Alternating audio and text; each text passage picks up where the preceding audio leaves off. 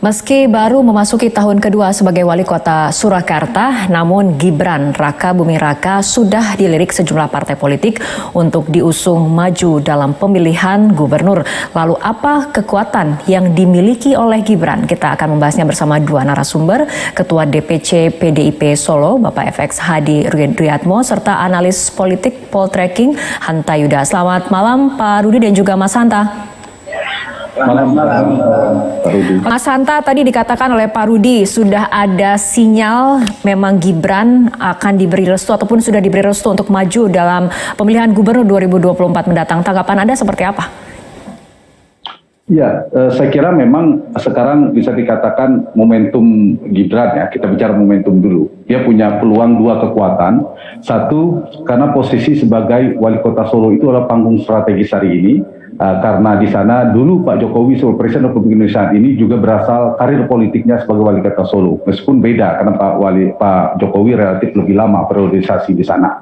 Yang kedua, ini yang lebih penting kekuatannya, nyambung tadi yang disampaikan oleh Pak Rudi, Mas Gibran ini adalah putra Presiden Joko Widodo. Dan inilah Pak Jokowi yang sedang menjabat, memiliki pengaruh politik yang besar, memiliki pengaruh dalam infrastruktur, mempengaruhi jejaring kekuasaan politik dan sebagainya. Dua kekuatan ini saya kira menjadi kekuatan bagi Gibran untuk bertarung dalam pilkada, baik itu di Jawa Tengah maupun di DKI.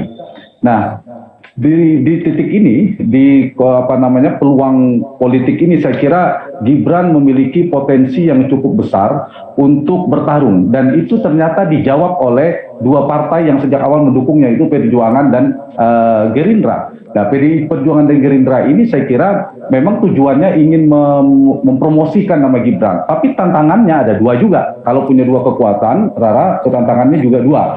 Satu, bagaimana Gibran berhasil mentransformasikan tidak sekedar putra seorang Presiden Joko Widodo, tetapi menjadikan dirinya sebagai wali kota Solo, seorang wali kota, seorang kepala daerah yang berprestasi, punya basis kinerja yang bisa diandalkan untuk ditawarkan kepada publik, sehingga secara personalitas juga kuat.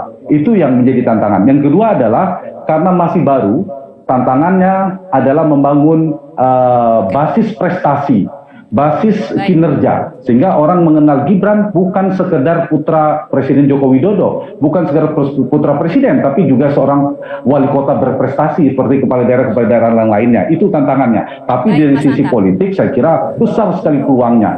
Dari sisi kandidasi ya, di kandidasi apalagi di Jawa Tengah, dukungan Ibu Mega dan Pak Prabowo itu ada dukungan politik yang kokoh. Dan satu lagi sedikit, ini kode ingin menunjukkan ke publik bahwa hubungan Pak Jokowi dan Ibu Mega baik-baik saja. Mas Gibran adalah prestasi dari Pak Jokowi, jadi itu juga poin penting bersama Pak Prabowo juga. Oke, Mas Hanta, seberapa kuat jika Gibran maju dalam Pilgub ini, dan mana yang lebih berpeluang ataupun berpotensi menang, maju di Pilgub DKI Jakarta atau Pilgub Jawa Tengah? Saya menganaloginya, kalau Gibran maju di Pilgub Jawa Tengah itu seperti jalan tol, peta jalannya. Kalau di melalui Pilkada DKI ya jalan biasa. Jadi sangat potensial, berpeluang besar memenangkan pertarungan di Jawa Tengah.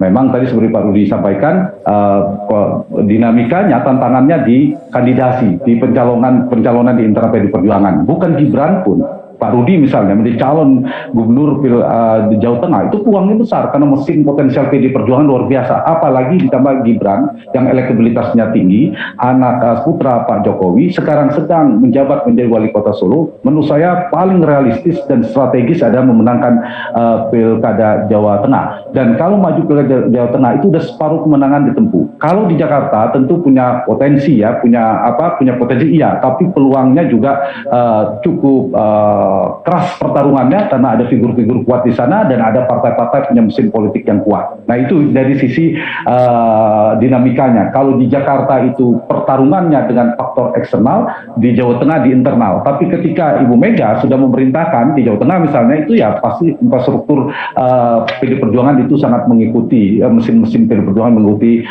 perintah Ibu Mega.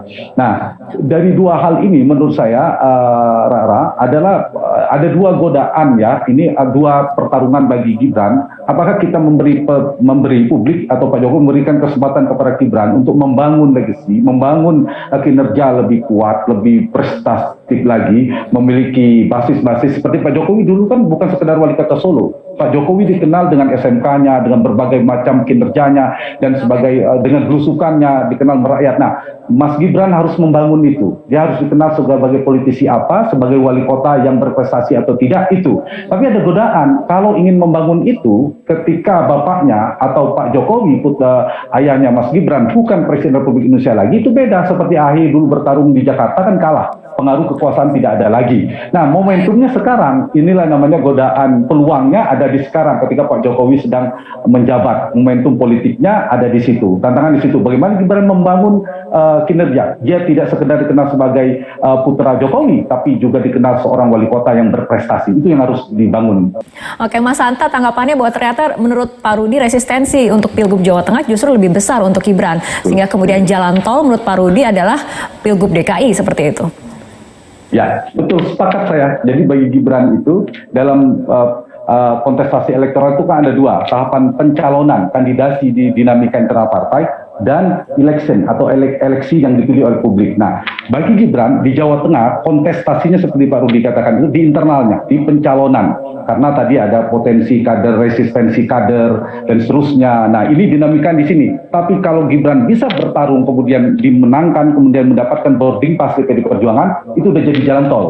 Jadi masuk jalan tolnya yang padat. Ibarat kita perjalanan, masuk akses jalan tolnya padat ini, berat. Tapi begitu dapat di gerbang tolnya cepat. Nah, kebalikannya di Jakarta. Kalau di Jakarta mungkin mudah mengakses jalan tolnya, Pak Rudi, analogi saya. Mengakses gerbangnya lebih mudah. Karena tidak banyak kader PD Perjuangan di DKI yang potensial. Kalau di Jawa, di Solo, di Jawa Tengah kan banyak. Ada wali kota Semarang, Pak Rudi sendiri, dan seterusnya. Kalau di Jakarta tidak banyak kontestasi internal. Jadi mengakses jalan tolnya gampang. Tapi begitu masuk tol, jalan padat.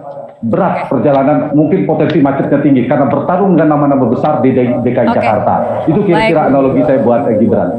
Oke, baik, terakhir Pak Rudi, jadi kapan akan ada kepastian mengenai Gibran? Apakah akan maju dalam Pilgub atau tidak? Jika maju, Pilgub mana yang akan kemudian diikuti? Apakah Jawa Tengah ataupun DKI Jakarta?